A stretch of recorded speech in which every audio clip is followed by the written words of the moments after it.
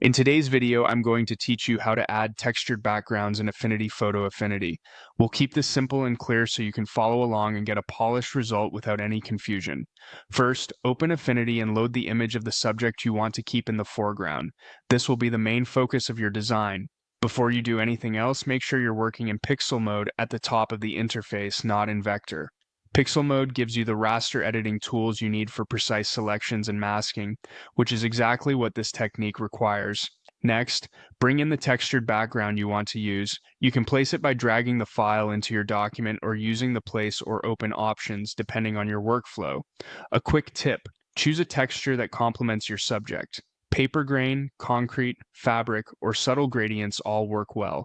If your texture is too large or small, scale it to fit the canvas so it covers the entire background area.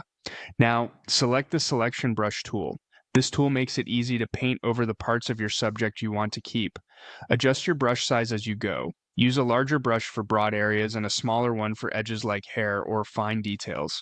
If the selection grabs too much, hold the subtract option to remove those areas. Take your time to trace clean edges. You can zoom in for accuracy, and in the context toolbar, tweak options like snap to edges to help the brush lock onto boundaries. Once your subject is fully selected, apply a mask. Masking hides the background without permanently deleting it, which is great for non-destructive editing. You should now see your subject isolated, with transparency around it. Drag your textured background layer beneath the masked subject layer so the texture shows through behind your subject.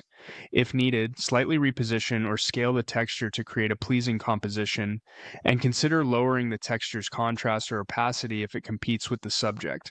That's it. Your textured background is in place and your subject sits cleanly on top.